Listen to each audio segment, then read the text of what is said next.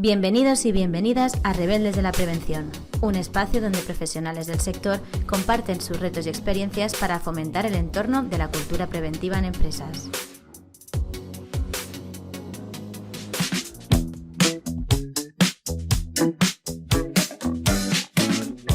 Hola, ¿qué tal? Bienvenidos a un nuevo episodio de Rebeldes de la Prevención. Vamos a hablar hoy acerca de la implantación de los planes de igualdad. Vamos a hablar con Cristina Maestre de Igualia. Vamos a tratar de ir algo más allá de la simple obligatoriedad de disponer de un plan de igualdad, que, como sabréis, pues desde marzo de 2022 todas las empresas de más de 50 trabajadores tienen que disponer de un plan de igualdad. Pero vamos a entrar un poco más en detalle en particularidades del cómo, el por qué y cuestiones interesantes acerca de esto que nos va a explicar Cristina Maestre, que es quien está hoy con nosotros. Bienvenida, Cristina. Muchas gracias, Rodrigo. Encantada de estar aquí. Antes de empezar un poco con lo que es el contenido del podcast de hoy, preséntate un poco, háblanos de la consultora en la que trabajas, Igualia, y cuéntanos un poco tu trayectoria. Pues, bueno, valga la redundancia, Cristina Maestre, soy la gerente de Igualia. Igualia, pues somos una consultoría que nos dedicamos única y exclusivamente a lo que es igualdad, no discriminación y demás. Llevamos trabajando, bueno, yo llevo trabajando en esto unos 5 años, la consultora lleva trabajando pues desde 2004, si no recuerdo mal. Así que llevamos una trayectoria curiosa, así que es verdad que en el momento en el que fue el boom, por así decirlo, de los planes de igualdad, esto fue 2019, y ya os digo que desde 2019 hasta ahora la cosa ha cambiado muchísimo. Y básicamente es eso a lo que nos dedicamos a hacer planes de igualdad, nos dedicamos a formar en igualdad, nos dedicamos a sensibilizar y básicamente pues a lo que estabas diciendo, a ir un poco más allá, ¿no?, de la normativa legal y hacer que esto de la igualdad pues realmente sea un trabajo que si ya que lo vamos a hacer, pues merezca la pena, ¿no? Muy bien. Pues vamos a empezar, valga un poco la redundancia por el principio. Explícanos qué es un plan de igualdad, desde cuándo es obligatorio. Ya hemos explicado que desde 2022 todas las empresas de más de 50 trabajadores deben disponer de él, pero esto ha ido reduciéndose. Empezó siendo un poco más laxo el tema. ¿Desde cuándo es obligatorio tenerlo? ¿Por qué y para qué tenemos que tener un plan de igualdad?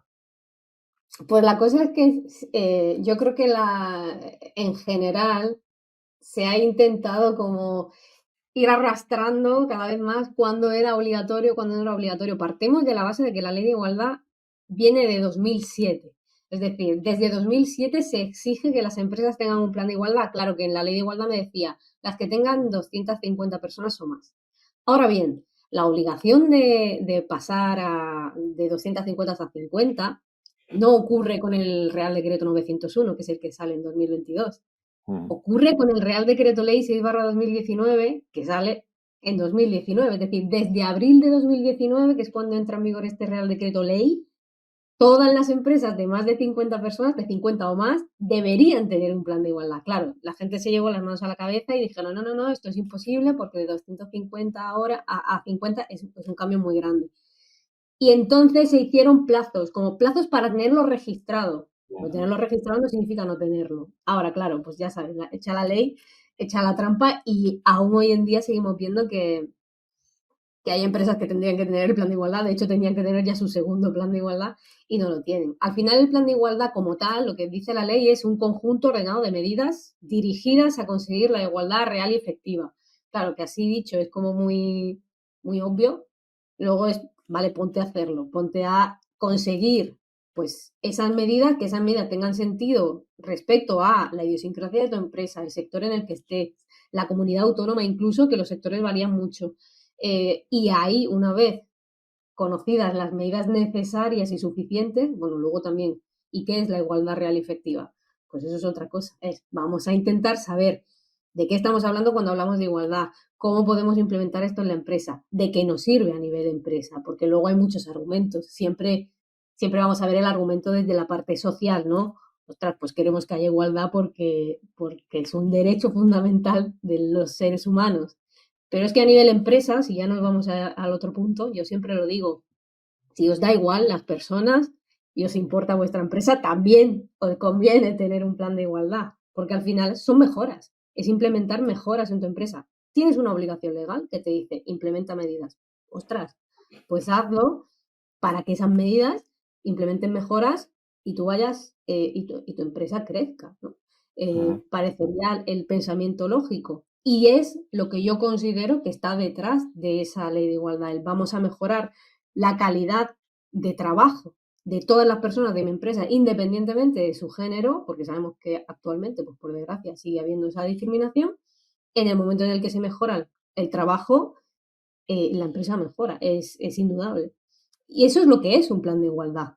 Hay gente que no, es una obligación legal, no, es una imposición de que ahora hay unas... No, es medidas en tu empresa, un sistema de gestión para conseguir que el trabajo mejore y tu rendimiento mejore y la empresa mejore, ya está.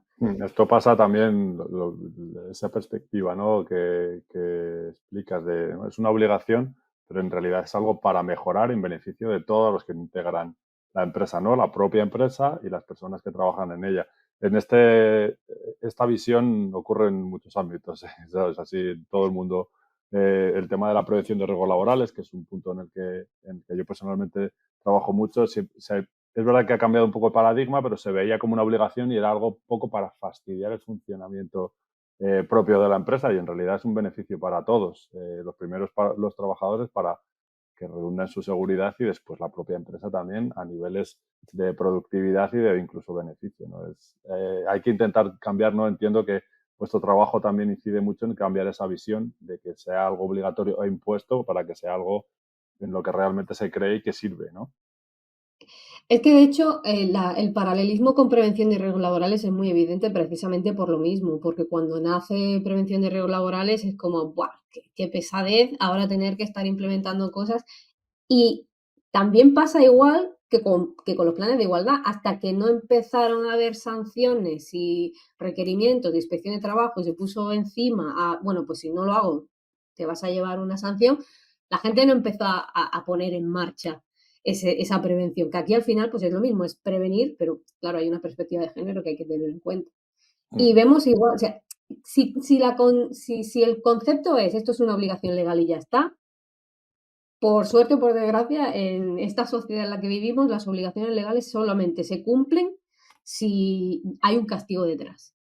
Entonces, es imposible que yo, como consultora que me dedico a esto y que creo en esto, vaya con ese discurso, vaya con el discurso de, oye, lo tienes que hacer porque es un imperativo legal. Porque esa empresa o esa organización, esa mentalidad de lo hago porque es una obligación legal, solamente va a funcionar si detrás hay una inspección o si detrás hay una posible sanción. Y no me... A ver, que sí, que ok, también le vamos a trabajar a esas empresas, ¿no? Pero no es algo no es un discurso que a mí me guste, porque yo no te lo hago porque es una obligación legal, yo te lo hago porque te vengo a mejorar tu situación. Y en el momento en el que eso se capta, en el momento en el que se entiende que las personas trabajadoras estén mejor, implica que trabajen mejor y a ti te conviene que trabajen mejor, se cambia el chip y se empieza a trabajar bien. Y se empieza a trabajar bien el plan de igualdad porque al final trabajarlo lo tenemos que trabajar. Entonces, si lo vamos a trabajar, porque no nos queda otra, ¿de verdad queremos invertir tiempo, invertir dinero, invertir recursos en hacer algo que se va a quedar en un cajón? Ostras, pues si ya que lo vas a invertir, pues haz algo que realmente te vaya a beneficiar. Y es que el beneficio es enorme. Y solo, claro, ¿qué pasa? Que solamente se dan cuenta la gente que pone en marcha medidas adecuadas y luego lo ve y haces luego las revisiones anuales o cada 4 años cuando haces el nuevo plan y dices, ostras, lo que ha cambiado la cosa. Ya, a nosotras mismas nos pasó desde, nosotras en Igualia no llegamos a las 50 personas, no es obligación, pero tenemos un plan de igualdad. Pues oye, la diferencia entre empezar a tener ese sistema de gestión, implementar, muchas veces ya sabes que en casa del herrero, ¿no? Pero vamos a implementar, vamos a tener ese seguimiento, el forzarte a hacer ese seguimiento, ver todos los indicadores, ver las acciones, reunirte. Y vas viendo las diferencias y vas viendo las mejoras. Tienes esa foto, ¿no? Que siempre decimos, el diagnóstico es una foto que te hace ver. Pues igual, si yo quiero implementar cambios en mi persona, muchas veces, vale, pues vas haciendo fotos y vas viendo el progreso. Pues es igual. tú vas haciendo esas fotos y vas viendo el progreso de tu empresa y es alucinante y es muy beneficioso. Pasa que, claro, tampoco tenemos la costumbre aquí, al menos en Europa, de hablar de dinero, ¿no? Se ve feo hablar de dinero, pero cuando nos vamos a Estados Unidos sí que allí hablan de dinero muy, venga, esto cuánto me va a costar y cuánto voy a ganar. Por lo que se gana, por lo que te vas a invertir, es una barbaridad. Igual deberíamos empezar también con ese discurso, pero a veces da un poquito de miedo.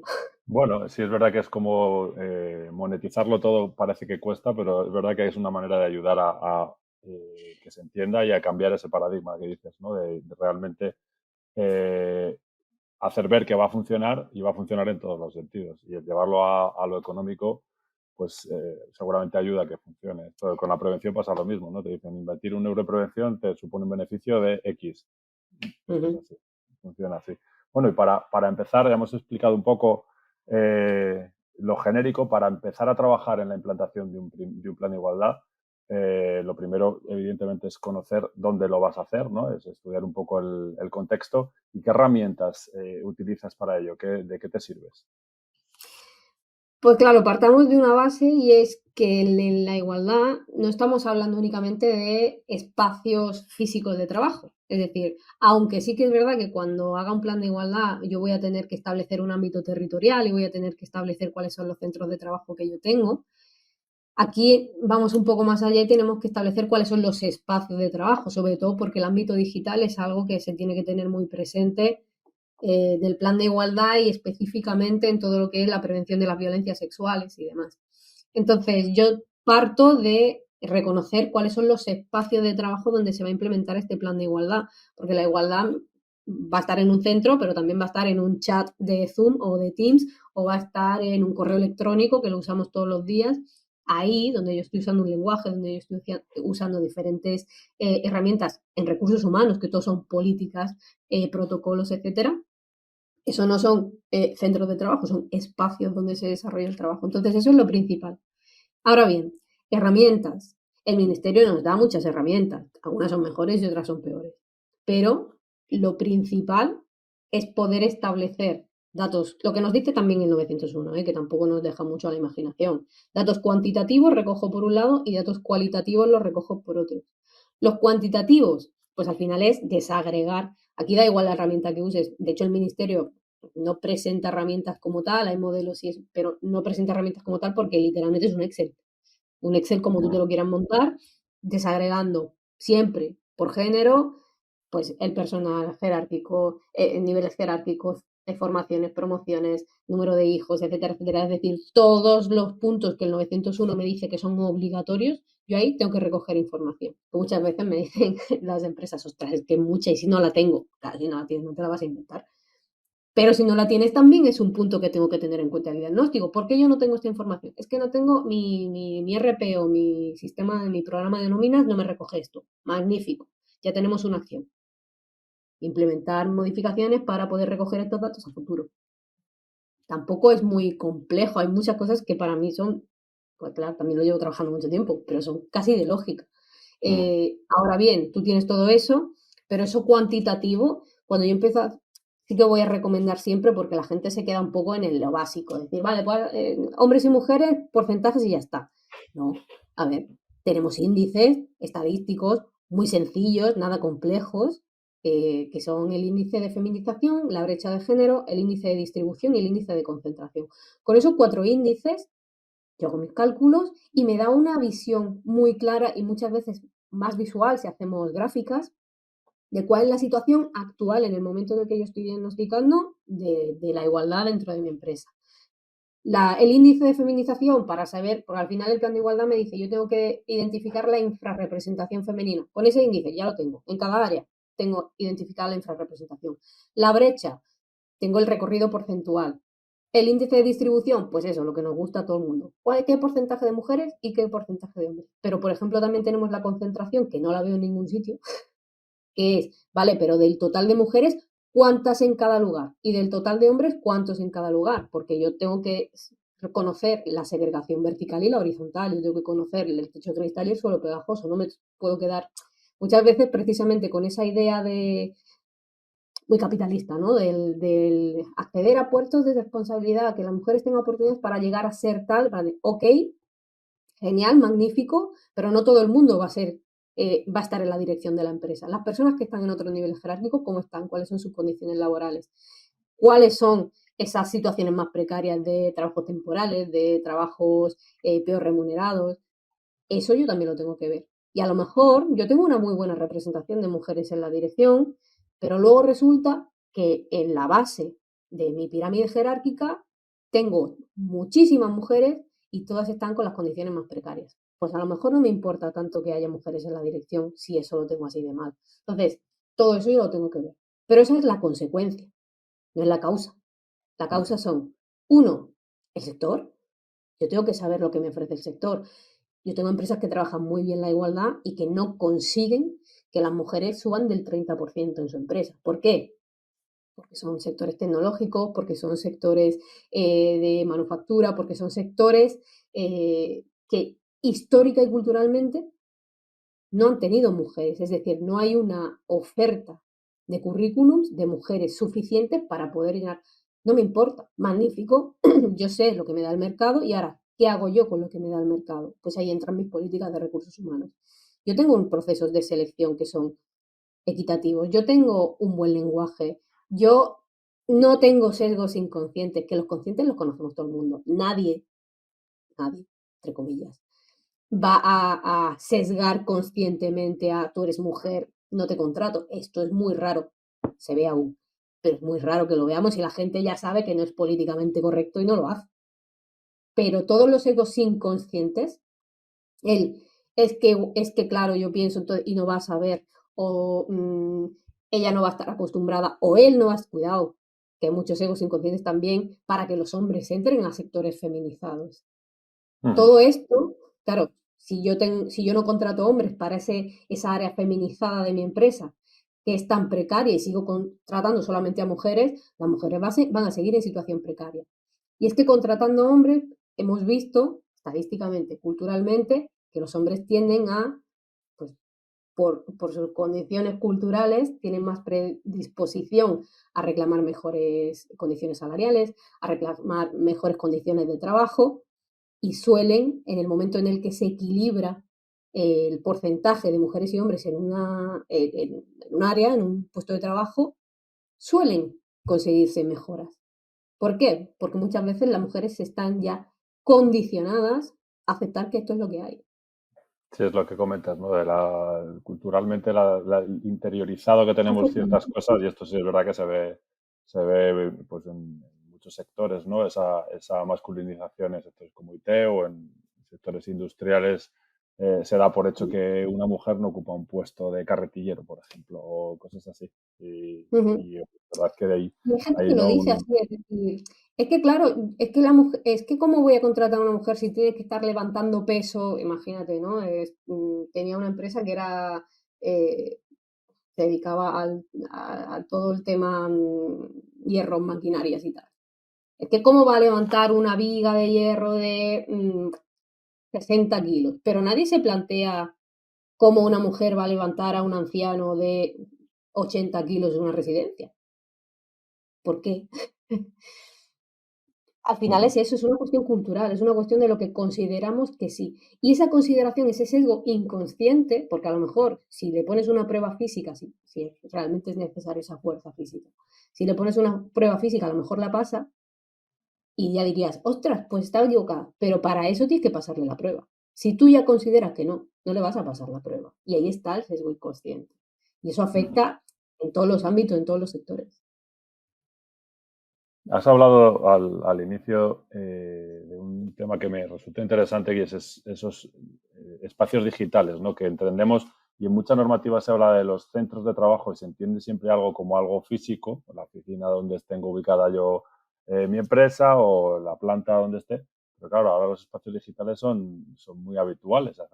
Teletrabajamos, ¿no? Hay parcial o totalmente y hay Mm. relaciones a nivel digital que además muchas veces son un altavoz multiplican, ¿no? Quizá el tema de las relaciones personales y complica quizá, ¿no? Un poco el tema. ¿Cómo me resulta interesante aquí, por ser una realidad actual y, bueno, personalmente yo estoy en ella, eh, ¿qué, de qué manera podemos hacer estos espacios seguros? ¿Qué mecanismos podemos utilizar para que estos espacios digitales sean también, a nivel de implantación de un plan de igualdad y de establecer medidas, qué tipo de medidas podemos incluir aquí? Pues para empezar, eh, determinar muy bien cuáles son los espacios digitales de la empresa, porque precisamente con que todo el tema digital es muy nuevo, aunque no nos lo parezca porque estamos acostumbrados a esa inmediatez y a ese que cada día sale algo nuevo, pero el propio Internet, las propias redes, el cómo se funciona a nivel digital es muy nuevo, lo que significa que lo mismo que pasa en los espacios digitales de la empresa, lo vemos en los espacios digitales sociales. Vemos cómo es mucho más fácil situaciones de acoso, situaciones de bullying en el caso de los críos, situaciones de acoso sexual en el caso de las redes sociales, según qué tipo de espacios digitales que se muestren. Psicológicamente, yo sí que soy psicóloga y siempre lo tiro todo mucho por ahí. Psicológicamente es mucho más sencillo poder despersonalizar al otro cuando es una pantalla. Yo no tengo una persona delante, yo tengo una pantalla y Mm, estoy soltando, no hay un tono de voz, no hay una expresión facial, yo no estoy viendo el daño, que a veces tampoco le importa a quien vea, pero el no ver el daño que estoy haciendo hace que mi libertad sea absoluta y también el sentir que estoy enmascarada. Es que nadie me está viendo a mí, nadie me tiene que estar viendo la cara, entonces yo puedo soltar con lo que considere esos espacios digitales que se promueven en nuestro ámbito social, se reproducen igual en el ámbito laboral. ¿Por qué? Porque al final somos personas.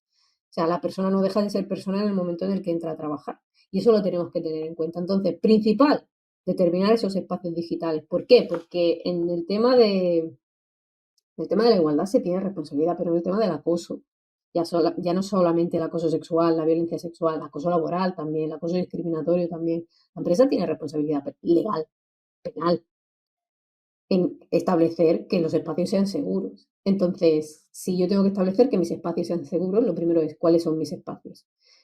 Y esto es el principal problema que tienen las empresas. ¿Tú contactas con tu empleado o con tu empleada por su WhatsApp personal? ¿Por qué contactas por su WhatsApp personal? En el momento en el que hablas de trabajo por ese WhatsApp personal, pasas a crear un espacio digital con esa persona de trabajo, porque estás tratando temas de trabajo. Yo tengo comunicaciones con la persona a su email personal, es decir, o bien establezco muy claramente, oye, mira, si vamos a usar un WhatsApp es porque tú tienes un teléfono corporativo y solo voy a contactar contigo a través de ese teléfono corporativo. Que todo esto debería estar en nuestro protocolo de desconexión digital. No es algo que trabajemos sí, desde que Igualdad, pero esa es otra cosa, sí. claro, si yo tengo un buen protocolo de desconexión digital, ahí yo ya tengo determinados cuáles son mis espacios digitales, porque Ujú. son esos espacios donde no voy a acceder al trabajador cuando no sea su hora. Sí, pero Que puede ser un siempre hay email. alguna urgencia, ¿no? Que te requiere, ¿no? Pues a lo mejor el WhatsApp personal sí que lo puedo localizar y entramos ahí, ¿no? Abrimos una Claro, puerta. es que lo de las urgencias a mí me hace mucha gracia porque parece que todas las empresas se dedican a la cirugía cardiovascular. Yo creo que la urgencia, pues si hay un incendio, ahí hay que llamar a los bomberos, o si hay o sea, las urgencias, vamos a determinar qué es una urgencia. Enviar un PDF no es una urgencia. Que algo se suba hoy a una plataforma en vez de hoy que es viernes, pues el lunes, eso no es una urgencia. Las urgencias intentemos matizar. Y precisamente como los espacios digitales están tan difuminados, no nos estamos dando cuenta de que estamos invadiendo el espacio personal de esa persona, sea trabajadora o no sea trabajadora. Es su espacio personal.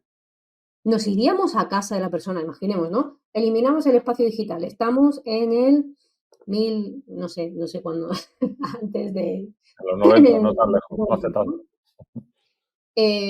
¿no? Nos iríamos a la casa de la persona a llamar a su puerta. Oye, perdona, que es que te he enviado esta carta y no te ha llegado. ¿La puedes leer? Nos lo veríamos absurdo. Y es lo que hacemos con el, bueno, pues la voy a contactar porque así. Bueno, pues eso, yo ahí, si dentro de esa relación, y además, volvemos a lo mismo, somos personas humanas, podemos tener relaciones personales con gente de nuestro trabajo, podemos irnos luego a tomar algo, podemos incluso tener relaciones de amistad, relaciones sentimentales, no sentimentales, pero sí de algún tipo de... Pero si yo eso lo estoy haciendo dentro de mi espacio digital laboral, lo estoy haciendo en mi trabajo. O sea, que yo le esté diciendo a una persona, vámonos de caña por su WhatsApp personal porque somos colegas es una cosa, pero que yo lo esté haciendo dentro del espacio digital en un chat de Teams, por ejemplo, lo estoy haciendo dentro del espacio de trabajo. ¿Qué significa?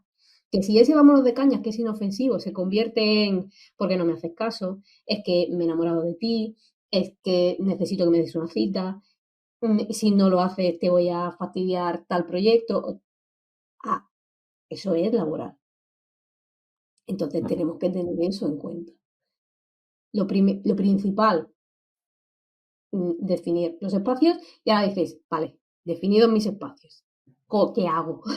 ¿Cómo puedo hacer para implementar esa prevención? Hay hay grandes corporaciones que implementan, por ejemplo, lo de tener vetadas según qué tipo de palabras malsonantes, por ejemplo, ¿no? Que yo no pueda hablar mal porque directamente no me deja. De hecho, en el propio chat de Teams, que nosotras utilizamos Teams, en el chat da igual, pero en los GIFs y demás, las cosas que tú tienes que buscar a nivel externo, ¿no? Que necesitas una conexión externa, no puedes poner ninguna palabra malsonante porque no te la reconoce. Entonces, eso es algo que tiene implementada la propia plataforma. Y luego hay otras que, pues te pueden, claro, esto tiene que pasar por todo un proceso, porque yo también luego como empresa puedo decir, vale, pues entonces veto que se hable de salario o veto que se hable de condiciones laborales dudosas. Entonces estoy coartando la libertad de las personas trabajadoras de poder asociarse, de poder... Cuestión, la única manera segura sensibilizando y formando, sensibilizando y formando, sensibilizando y formando. Y que las personas sepan. Como en tantos ámbitos, es el tema de la formación y la sensibilización. Sí. Si yo me baso única y exclusivamente en ponerle barreras a la persona para que no se las salte, llegará un momento en el que alguien salte muy alto. Es imposible que yo, poniendo barreras, consiga una prevención real. La prevención real es cuando la barrera no tiene que existir porque la persona no lo va a hacer. Y hay cosas con las que ya se consigue eso, ¿eh? Es decir, hay cuestiones que son tabús en la sociedad y que nadie haría, o al menos haría creyendo que lo está haciendo bien. Cuando hablamos de lo que nos afecta en igualdad, ¿no? El discriminar a tal, o el hacer, el acosar sexualmente, o el pedir tal, o las violencias sexuales, el hacer chistes, yo he visto grupos de WhatsApp de trabajo con vídeos y vídeos y vídeos y vídeos y vídeos y vídeos y vídeos de contenido no apropiado para el trabajo.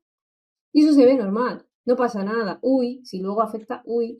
Bueno, hubo el caso de Ibeco hace ya unos años que no pasó nada y fue ese vídeo de esa trabajadora que fue de WhatsApp en WhatsApp, de teléfono en teléfono y acabó con esa chica quitándose la vida Sí, y nadie pensaba que estaba haciendo nada mal.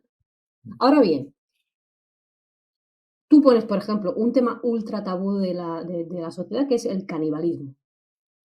Nadie en su sano juicio hablaría de eso en un chat de empresa. De, oye, tengo ganas, pero porque además es algo que socialmente vemos como perturbadísimo, pero no vemos perturbadísimo querer violentar a alguien sexualmente. Ahí es donde tenemos que empezar con la educación. O sea, la educación es principal para que, no es que yo te ponga barreras, es que tú no vas a querer, porque lo vas a ver una aberración. Es una aberración violentar a alguien. Es una aberración usar los cuerpos de las personas como si fueran cosas. Es una aberración que yo tenga a una compañera o a un compañero de trabajo hostigado. ¿Con qué fin? Con fines de que ya a mí yo me sienta mejor o que, es decir, sensibilización, sensibilización, formación, formación. Y es la única forma. Vamos a entrar un poco para que quien nos escuche sepa un poco la teoría de todo esto, ¿no? Hemos divagado mucho sobre temas diferentes, que es muy interesante. pero vamos a intentar acotar lo que es un contenido mínimo tal y como te establece la normativa de qué tengo que tener en un plan de igualdad. Un poco listar aquellos puntos clave y luego ejecutar eso. Sí. Nos vamos al papel y la ley, tanto la ley en su momento nos decía, como luego el Real Decreto Ley, como luego el Real Decreto 901, que yo siempre en mis formaciones digo, la Biblia. Real Decreto 901 es la Biblia de la igualdad, pues la tenemos que seguir a rajatabla, nos parezca lógica o no. ¿Qué es lo que nos dice el 901? Que yo tengo que estar, bueno, lo que decíamos antes, datos cuantitativos y datos cualitativos de diferentes áreas, que son el área de selección y contratación, el área de promoción, el área de formación, dedicada, formación obviamente a las personas trabajadoras, las condiciones laborales, la infrarrepresentación femenina, el acoso sexual y por razón de sexo, que luego con la ley 10/2022 se amplía a todas las violencias sexuales, y luego me dice, también tienes áreas opcionales, que pueden ser la salud laboral con perspectiva de género, la violencia de género, la comunicación y el lenguaje no sexista, que cuidado, porque si por convenio nos pide que eso sea obligatorio, ya no es opcional. Hay muchísimos convenios que tienen un área de violencia de género y que la violencia de género viene como materia que debe incluirse dentro del plan de igualdad. Si en mi convenio dice que violencia de género se incluye en mi plan de igualdad, ya yo no digo, no, es que el 901 me dice que no hace falta. No, mi convenio sí. Por tanto, la tendría que contemplar dentro de mi diagnóstico y mi plan de igualdad. Dentro de esas áreas también está retribuciones y ¿cómo se llama? Las que, ahora no me sale el nombre, sistema de valoración de puestos de trabajo. ¿Qué es lo que pasa? Que como luego nos salió el 902, que es un Real Decreto única y exclusivamente de igualdad retributiva, cada vez más vemos que en el diagnóstico, el área de retribuciones, vamos a tener las conclusiones, pero vamos a remitirnos todo el análisis a la auditoría retributiva, porque al final la auditoría retributiva, ya como documento, es un documento muy denso si se hace bien, cuidado que también he visto cosas, barbaridades de auditorías retributivas. La auditoría retributiva consta de dos partes. Primero, todo el sistema de valoración de puestos de trabajo. ¿Con qué herramienta? La del Ministerio es muy buena. Ya no solamente es que sea muy buena, es que está consensuada con sindicatos y patronal. Por tanto, sabemos que si la usamos, en la comisión negociadora no la van a aceptar. Ah, no, es que yo tengo mi sistema propio de valoración. Vale, magnífico. ¿Puede servir? Sí. ¿Tiene perspectiva de género? Ah, no sé. Pues entonces no. Porque la ley me exige que tenga perspectiva de género. No me exige que use su sistema de valoración, pero me exige que el mío, el que yo use, sí que tenga perspectiva de género. Ahora bien, con ese sistema de valoración yo establezco grupos de puestos de igual valor. Es decir, puestos que valen lo mismo a nivel empresa, que me repercuten lo mismo, que tienen las mismas exigencias y no tienen por qué ser el mismo puesto. Y con esos puestos de igual valor, analizo la brecha salarial y veo si existe una brecha salarial entre los puestos de igual valor. Esa brecha salarial, que ahora mismo es del 25%, pero cuidado, porque tenemos la directiva europea que nos dice que la transparencia retributiva nos baja la brecha al 5% y esto llega a España, si no recuerdo mal, en 2025. Tengámoslo en cuenta. Por ahora no, por ahora 25%, pero nos va a bajar al 5%, ¿eh? Nos dice que en el momento en el que Un encontremos cambio una brecha... como para tener en cuenta ya. Sí, ya nos fastidió los de 250 a 50 personas, pues de 25 al 5, Sí, porque sí. la brecha del 5% es muy fácil que se encuentre. Ahora bien, ¿esa brecha está motivada por factores de género? Eso es lo que yo tengo que conseguir descubrir en mi auditoría. No, está motivada porque ha habido estas condiciones o estas circunstancias del propio trabajo o del propio... No problem. Si lo puedes justificar, ahora sí, no lo puedes justificar, tienes un problema. Y las sanciones aquí sí que son cuantiosas. Entonces, claro, tú haces todas las auditorías retributivas, estás analizando grupo por grupo, por cada uno de los conceptos de tu nómina, porque hay gente que dice, bueno, pues sí, salario base por un lado, variables por otro. No, amigo. Inspección de trabajo va a decirte que eso o lo arreglas o tienes un problema. Por cada uno de los conceptos. Yo tengo de concepto nocturnidad. Vale, pues nocturnidad te analizo únicamente nocturnidad. Y tengo también luego, yo qué sé, un bonus que tienen los comerciales. Pues el bonus lo analizo por su parte. Es decir, yo analizo todos los conceptos y en cada uno de esos miro si hay una brecha y miro si esa brecha tiene motivación de género. Porque a lo mejor, claro, por salario base muy pocas, no vamos a encontrar brechas. No, es que vamos por convenio, vale, magnífico. Okay. Pero luego las políticas salariales de la empresa, ese bonus que yo doy a final de año a quien me ha caído bien y resulta que siempre es un hombre, ¿por qué? ¿No? Es decir, de hecho, uno de los puntos de las medidas que normalmente se intentan poner, que no siempre se consigue, pero que es muy recomendable poner en las medidas para solventar las brechas salariales, es que se impida la negociación del salario en los procesos de selección. Que no se permita que haya una negociación salarial entre la persona a la que vamos a contratar y la empresa. ¿Por qué? Volvemos a lo mismo. Culturalmente está visto que los hombres tienden a negociar más el salario. Lo que significa que yo puedo argumentar, no, es que claro, está el salario por convenio y luego la mejora pactada. ¿Y esa mejora pactada se la ofreces a la gente o estás esperando a que la gente te la esté reclamando? Porque entonces nos vamos a tener una brecha. Y esa brecha sí que sería por motivo de género, si esa brecha me está dando más del 25 o dentro de un año más del 5% de diferencia entre hombres y mujeres. Entonces, es importante que se analice todo. Y lo dicho, esto, como es muy extenso, yo he tenido registros, auditorías retributivas que superan las 600 páginas, porque claro, podemos tener muchísimos conceptos, se saca del diagnóstico, es un documento aparte, y en el diagnóstico van las conclusiones en ese área de retribuciones. Y en el resto de diagnóstico, pues todas las áreas, analizadas tanto a nivel cuantitativo como a nivel cualitativo. Todos los índices, grafiquitas siempre recomiendo para que sea más visual, porque no todo el mundo tiene por qué saber cómo hacemos el trabajo. Y luego todo lo cualitativo, es decir, consecuencia, causa. ¿Cuáles son mis políticas de empresa que están perpetuando que esta situación se dé? ¿Y cuál es la propuesta que hace Igualia para diferenciarse en estos? En la implantación y en el estudio, seguimiento, porque tendrá una diferenciación, ¿no? ¿Qué es lo que ofrecéis como propuesta de valor que tanto se dice? Así? Sí, bueno, pues yo voy a decir, claro, yo nunca, ya veis que yo todo lo que es comercial y todo lo que es así tal, huyo mucho de ello porque al final estoy aquí, a lo mejor dentro de un tiempo no pienso igual, pero yo sigo estando aquí por vocación, es decir, yo no estoy diciendo, yo no te voy a vender Igualia, yo te voy a decir que Igualia lo hacemos bien y parece una tontería, pero es que hay tantas entidades o personas que se ponen a hacerlo, que no entienden de qué están hablando y al no entender de qué están hablando no se hace bien. Y tenemos muchos cortes, esa es la suerte o la desgracia de según qué situaciones. Tenemos muchos cortes, tenemos RECOM, tenemos inspección de trabajo.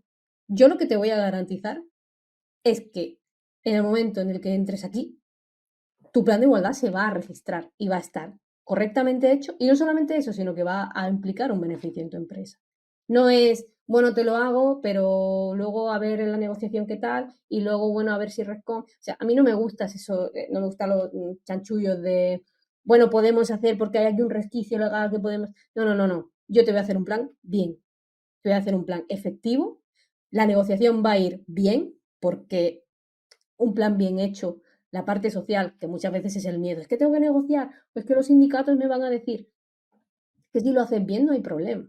Entonces, lo vas a hacer bien, tu plan se va a registrar, lo vas a implantar, te vamos a ayudar a la implantación, obviamente. Todo lo que necesitas, es que esté en protocolo 11, pues te ayudo, o te doy un modelo, o te doy... O sea, estamos aquí para hacértelo más fácil, obviamente. Si no, no tendría sentido. Entonces, todo el proceso, ya sea elaborar el plan, elaborar los documentos, hacer la auditoría retributiva, hacer el diagnóstico, hacerlo todo, ir a la negociación, explicar las cosas, estar dentro de la negociación para llegar a acuerdos, hacer el registro del plan, hacer la implantación, es decir, todo lo que es igualdad, hacer esa formación, hacer la sensibilización, todo eso yo te lo puedo ofrecer y te puedo decir que está bien hecho y te puedo garantizar que no hay ni un solo plan nuestro que no se haya registrado o que el cliente se haya tenido que ir porque no hemos conseguido registrar, jamás. Cosa que sí nos pasan que nos llegan clientes rebotados de que me han hecho esto y ahora esto no funciona y me dicen que no saben qué hacer más. Y tenemos que empezar de cero, porque muchas veces la gente nos dice, y yo sé que eso molesta, el haber hecho una inversión y que no sirva y decirte, no, tienes que empezar de cero. Y no se puede aprovechar algo, es que aprovechar muchas veces las cosas que se hacen mal cuesta más tiempo, más trabajo que empezar de cero. Pues te lo voy a empezar de cero, pero te voy a garantizar que se va a solucionar y que lo vas a registrar. Y parece que esto que yo te estoy diciendo debería ser el argumento de todas las consultoras. Pero ahora mismo es nuestra propuesta de valor. Ujú. Dice que lo vamos a hacer bien. Es lo que hemos hablado un poco al principio, ¿no? El hacer las cosas por cumplir con lo que te dice la normativa o hacer las cosas porque realmente crees en ellas y al final es lo que realmente va a funcionar, ¿no? El pasar el trámite legal, ¿no? Es decir, bueno, cumplo el ticket en auditoría y a otra cosa. Y es que hay mucha gente que cree que esto no tiene.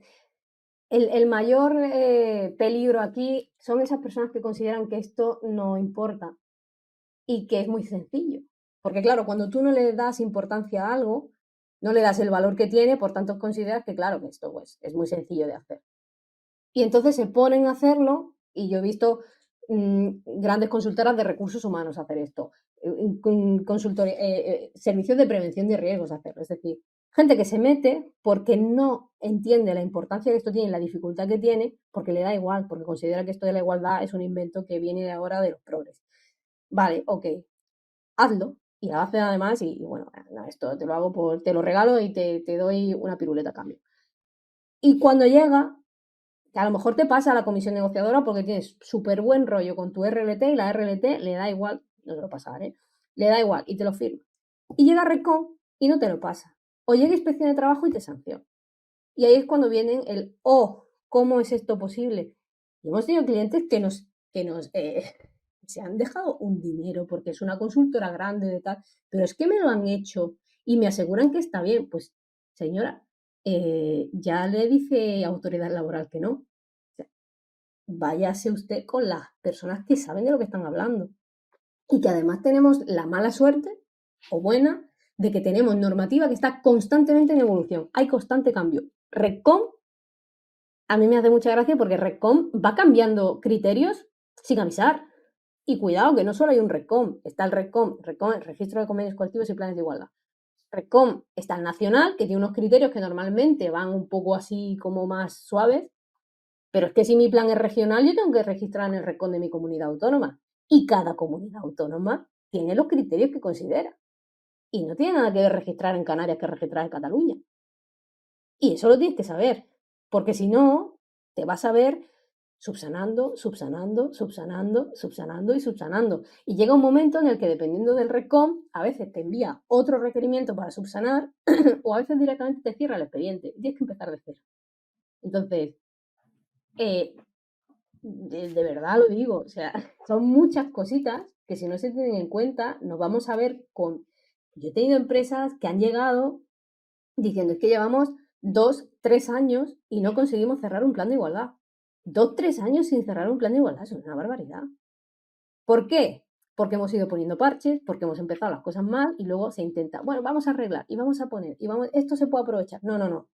Empecemos de cero, hagamos las cosas bien y va a ir todo como la seda. Y cuando se cambia el chip, va todo como la seda. Y dicen, anda, qué bien. Qué sorpresa, ¿no? ¿Por qué no lo habré hecho así desde el principio? ¿No? Lo que nos pasa tantas veces en la vida. Hay un punto, lo has comentado ya, pero querría entrar un poco más en el fondo del tema de la violencia sexual. Esto es un poco por la experiencia directa que yo tengo acerca de la Ley Orgánica 10 de 2022, que introdujo esto como un riesgo que deben tener las empresas presente, el riesgo. Muchas veces cuando explico yo esto, ¿y cuál es el riesgo? Bueno, pues el riesgo es la concurrencia de hombres con mujeres. ¿Y por qué solo para las mujeres el riesgo? Bueno, surge este debate, a mí personalmente me surge cada vez que hablo de este tema. Me gustaría que nos explicaras la diferencia que hay entre el acoso y la violencia, qué casos de violencia sexual se pueden dar. Has explicado antes el caso de Iveco, yo creo que eso es un ejemplo muy claro, ¿no? Con además una consecuencia gravísima. pero es un punto que me interesa, ya digo, porque es algo relacionado directamente con la prevención de riesgos laborales y es un tema que está aquí a caballo entre estos mundos. Que en realidad no son dos mundos, es el mismo, pero bueno, son perspectivas diferentes.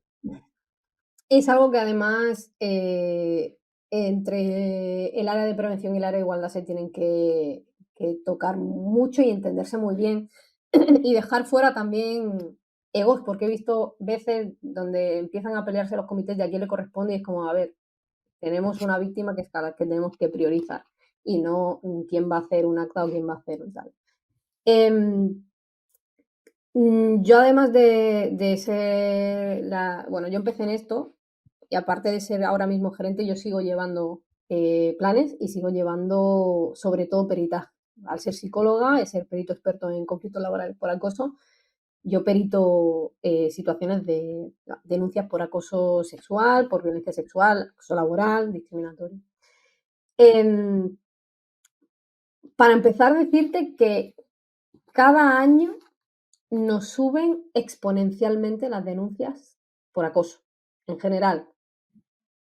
No solamente yo hago peritajes, muchas compañeras hacen peritajes dentro de Igualia, y la cantidad de peritajes yo he tenido compañeras que están llevando a la vez 3 peritajes. Yo he tenido situaciones que en el mismo mes han entrado 10 denuncias de diferentes empresas, obviamente.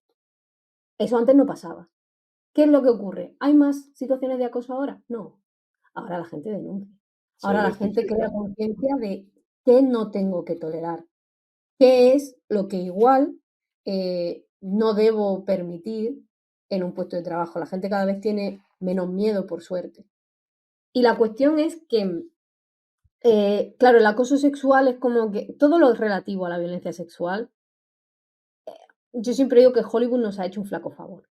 Porque nos imaginamos a la agresión sexual como ese señor que está detrás de un seto y que va a venir a atacarnos y que no conocemos de nada y que nos va a agredir y tal. Y la violencia sexual no es así. La habitual es mucho más sutil y es mucho más dañina. Porque cuando la violencia sexual ocurre con una situación que empieza con un grooming, ¿no? Que empieza con el acercar a la víctima y el intentar quedar bien con ella y el hacer, pues todo el proceso también que tiene, así que es muy similar al maltrato, ¿no? A las situaciones, a las relaciones tóxicas. Yo no empiezo directamente con una paliza, yo empiezo pues queriéndote mucho y alabándote mucho y voy haciendo, ¿no? Voy viendo hasta dónde puedo llegar. Voy viendo si ese comentario sexual que te he hecho te molesta o no te molesta. Voy viendo lo que toleras. Y voy poco a poco, y ese poco a poco hace que la víctima también tarde mucho más en denunciar. Porque cuando tú te consideras responsable de que si has tolerado A, ¿por qué B no? Y cuando ya nos hemos pasado el alfabeto entero, te sientes culpable de no haberlo dicho antes y piensas que has dado pie. Y tenemos muchísimas víctimas que nos llegan diciendo, es que yo creo que ha sido culpa mía, es que yo no debería haber hecho esto, es que yo no le debería haber dicho. Y por esa sensación de responsabilidad, no se denuncia antes y lo que se denuncia suele ser gravísimo. Yo hace poco hice una investigación de la que salió el método que ahora mismo usamos en Igualia.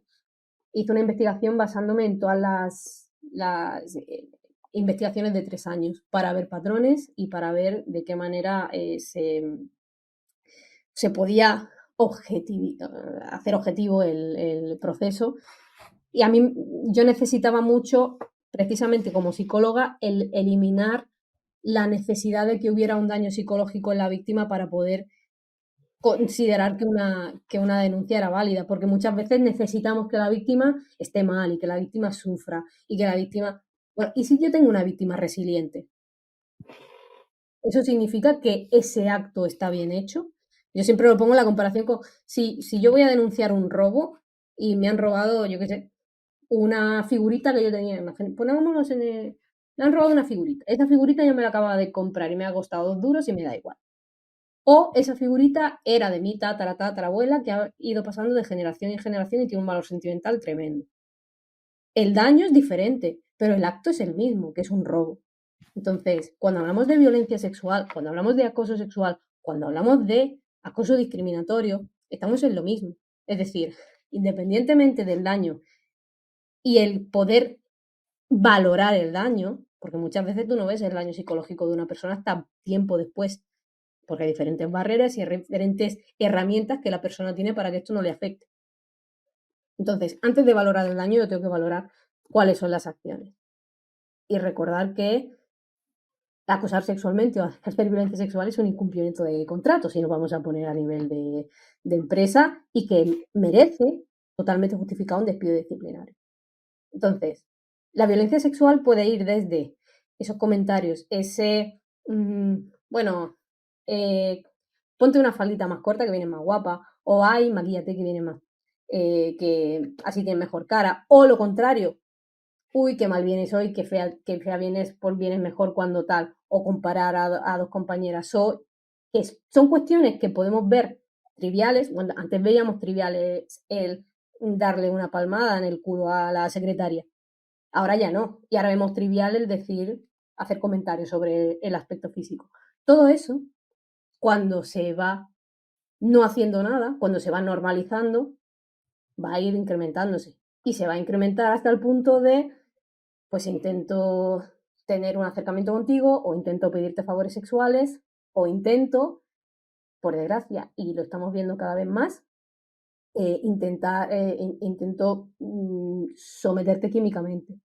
Intento, pues, que según qué situaciones laborales, pero más distendidas, puedas tomar alcohol de más, o puedo ponerte algo en la bebida. O sea, el tema de poner cosas en la bebida en ámbito laboral lo estamos viendo mucho. Sí, Y mira, me sorprende esto mucho. sí, sí. Y, Sí, y eso es lo que esto, dices, ¿no? Que eso se produce quizá por un consentimiento previo a cosas que no se identifican como actos de y porque violencia y que aunque al tú final lo acaban. consientas, el resto del contexto te dice es que si lo dices es que estás exagerando. Y es que no puedes ser tan susceptible. Y mujer, ¿qué más te va? Y digo mujer porque luego también tenemos, sí que es verdad que las mujeres son el porcentaje más amplio de víctimas, pero es que un hombre denuncie violencia sexual es casi imposible. Porque el hombre no solamente tiene que lidiar con esa sensación de culpa y de es que lo he podido tolerar, es que el hombre además va a lidiar con y te vas a quejar, qué suerte Claro. tienes. Es que encima al hombre se le presupone deseo, se le presupone que eso le tiene que gustar. Que tener una compañera o varias compañeras constantemente haciéndole comentarios sobre su físico, sobre su cuerpo, sobre querer tener relaciones sexuales con él, que eso tiene que halagarle, porque es un hombre, y si no, no es tan hombre.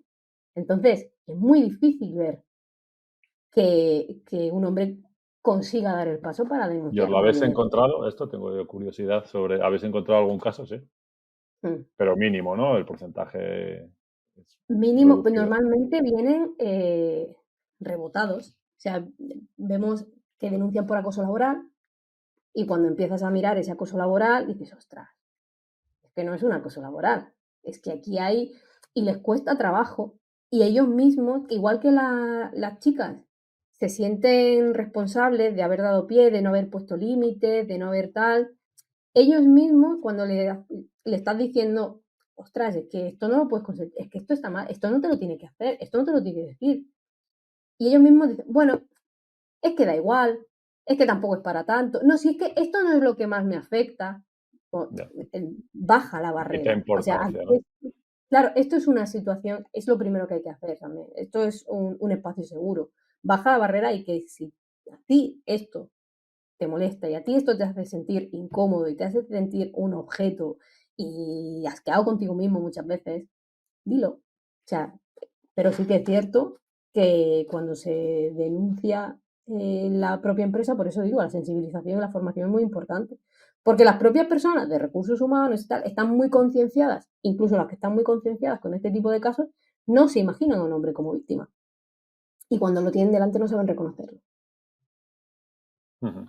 Ya para terminar, me gustaría que habláramos, volvemos un poco al tema más aburrido de este mundo, que es quizás lo legal, pero Sí. bueno, al final es en lo que se basa y es donde partimos, ¿no? ¿Y qué novedades? Hace poco ha salido una noticia, yo sí que me enteré de una norma ISO acerca de esto, ¿Qué supone esta normativa? ¿De qué trata? Cuéntanos un poco, tú que eres experta, porque yo la verdad es que me pilló sorprendido saber incluso que hay normativa ISO para directrices Mm. de este tipo, de promoción e implementación de igualdad de género.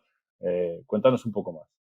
Bueno, el tema de la norma ISO es algo que se llevaba barajando desde hace muchísimo tiempo, pero no llegaba a salir.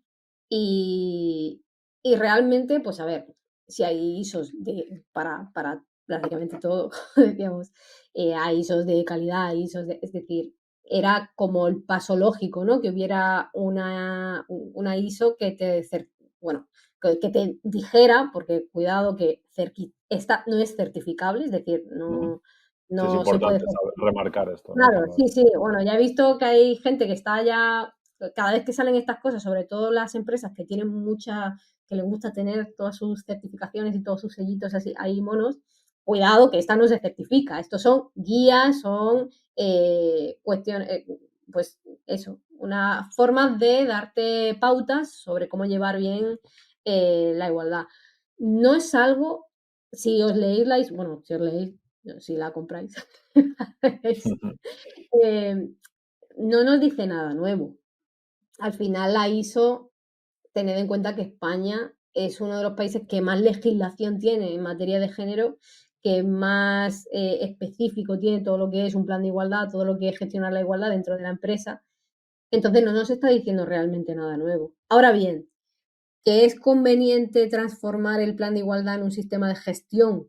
Sí, o sea, si ya nos viene bien las propias acciones calendarizadas por obligarnos, y ese al final es eso, no es cuestión de darle más importancia o que lo vayamos a hacer mejor per se, lo vamos a hacer mejor porque vamos a decir, vale, pues yo tengo en el calendario que en esta fecha tengo que tener esta documentación hecha y en esto tengo que tener estos indicadores y me estoy obligando a llevar un seguimiento y cuando me obligo a hacer un seguimiento voy a prestar más atención. Si presto más atención la cosa va a salir mejor.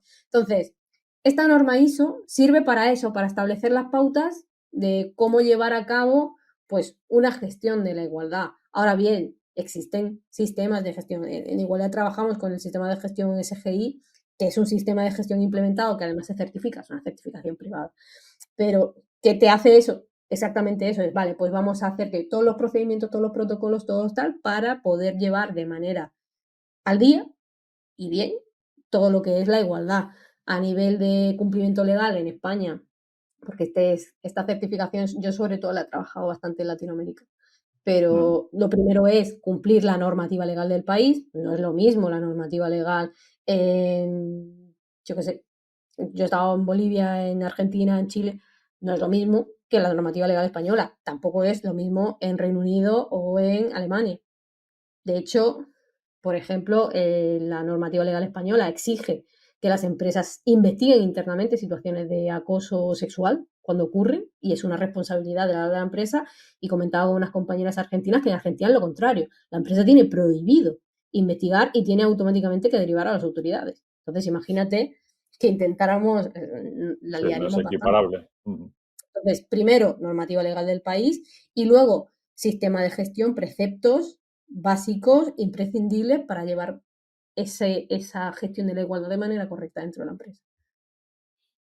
Muy bien, pues muchas gracias, Cristina, por profundizar tanto en Gracias a este ti. tema. Espero que haya resultado interesante a quien nos escuche y que le arroje luz, ¿no?, en algunos puntos que yo creo que son temas muchas veces desconocidos o que no se les da toda la importancia que merecen. Y nuestra intención con este episodio era, pues eso, que se conozca mejor, que al final lo que dices, la formación, la sensibilización en estos ámbitos es la que ayuda a que todo funcione mejor. Así que nada, muchas gracias Muchas y que vaya gracias todo a ti muy y a bien. vosotros. Igualmente, un placer. Estamos en contacto y nada, gracias a nuestros oyentes. Esperamos que os haya resultado interesante el tema y nos vemos en otra ocasión. Muchas gracias.